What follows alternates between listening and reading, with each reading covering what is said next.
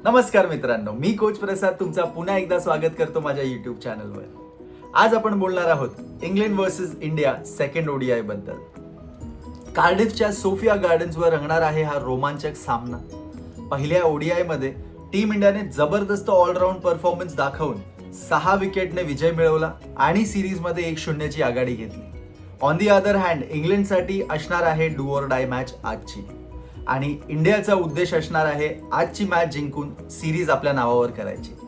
तर बघूया आज आपल्यासाठी या मॅच मध्ये काय काय स्पेशल असणार आहे. तर पहिल्या ओडीआय मध्ये टीम इंडियाने खरंच डॉमिनेशन दाखवलं. जसप्रीत बुमराहची ओपनिंग स्पेल, अक्षर पटेलची बॉलिंग आणि बाकीच्या इंडियन बॉलर्सनी मॅचचा रंगच बदलला. इंग्लंडची ऑल्दो टॉप ऑर्डर बॅटिंग आणि पार्टनरशिप चांगली झाली होती.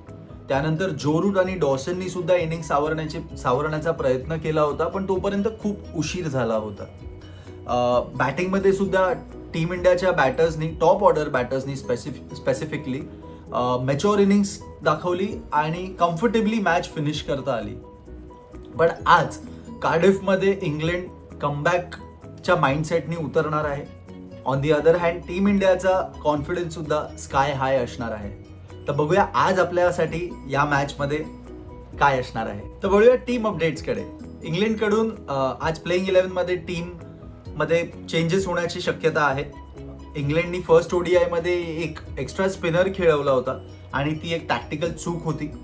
तर ती सुधारण्यासाठी मला असं वाटतं आज ब्रेडन कार्स स्क्वॉड मध्ये इंजरी नंतर परत आला आहे आणि तो आपल्याला आज प्लेइंग 11 मध्ये सुद्धा दिसू शकतो. जॉश टंग किंवा जॉफ्रा आर्चर ह्या दोन बॉलर्स मधून एक कुठला तरी मला असं वाटतं की आज वर्कलोड मॅनेजमेंटमुळे रेस्ट करताना दिसेल आपल्याला. टीम इंडियाकडे एक चांगली बातमी आहे की शुभमन गिल फिट आहे आणि प्लेइंग 11 मध्ये विनिंग कॉम्बिनेशन आहे आपला. तर मला वाटत नाही की आज कुठलाही चेंजेस आपल्याला बघायला मिळेल. Just one thing I want to mention, Arshdeep Singh एक बॅकअप पेस बॉलर म्हणून आपल्याला कदाचित दिसू शकतो. तर वळूया प्लेअर इन द स्पॉटलाईट कडे. इंग्लंडकडून माझ्यासाठी प्लेअर इन द स्पॉटलाईट आहे जेकब बेथेल. यंग टॅलेंट असला तरी ओडीआयची ओपनिंग त्याच्यासाठी मला असं वाटतं थोडीशी चॅलेंजिंग दिसते. पहिल्या ओडीआय मध्ये 31 बॉलमध्ये फक्त 14 रन्स केले होते आणि ह्या सामन्यात इंग्लंडला चांगली ओपनिंग पार्टनरशिप किंवा पहिली चांगली सुरुवात देण्याची जबाबदारी आज पूर्णपणे त्याच्यावर असणार आहे. टीम इंडियाकडून माझ्यासाठी प्लेअर इन द स्पॉटलाईट आहे none other than king Kohli, Virat Kohli. Cardiff म्हणजे विराट कोहलीचा फेवरेट ग्राउंड आहे हे म्हणायला हरकत नाही. या ग्राउंडवर त्याने 243 ओडीआय रन्स केले आहेत. ॲव्हरेज 60+ आहे आणि स्ट्राईक रेट सुद्धा 100 पेक्षा जास्त आहे. 2011 मध्ये इथे त्यांनी एक सुंदर 107 रनची सेंचुरी केली होती आणि आता फक्त 9 रन्स केले की कार्डिफमध्ये इंडियासाठी सगळ्यात जास्त ओडीआय रन्स करणारा बॅटर म्हणून विराट कोहली टॉपला पोहोचणार. तर वळूया पिच आणि टॉस कडे. आज मॅच आहे सोफिया गार्डन्सवर.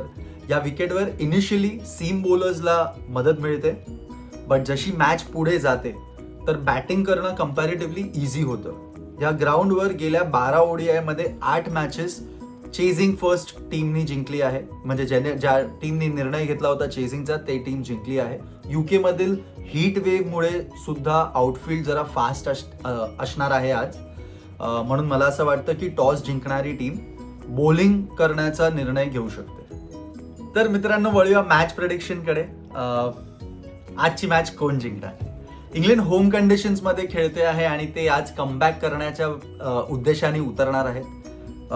जो Root, Harry Brook, Jofra Archer असे मॅच विनर्स आहेत त्यांच्याकडे. बट हॅव्हिंग सेड दॅट, इंडियाचा करंट फॉर्म बघितला तर जसप्रीत बुमराहचा रिदम, कोहलीचा कार्डिफ मधला रेकॉर्ड आणि ओव्हरऑल बॅलन्स स्क्वॉड बघितला तर मला असं वाटतं की टीम इंडिया या सामन्यात फेवरेट्स दिसत आहेत. तर माझा प्रेडिक्शन असा आहे, टीम इंडिया 25 ते 40 रन्सने आज मॅच जिंकू शकते आणि जर चेस केलं तर मला असं वाटतं 5 ते 6 विकेट्सने विजय मिळवू शकतात. तुमचं प्रेडिक्शन काय आहे ते मला कॉमेंट्समध्ये नक्की कळवा. व्हिडिओ आवडला असेल तर लाईक करा, चॅनलला सबस्क्राईब करा आणि शेअर सुद्धा करा. धन्यवाद.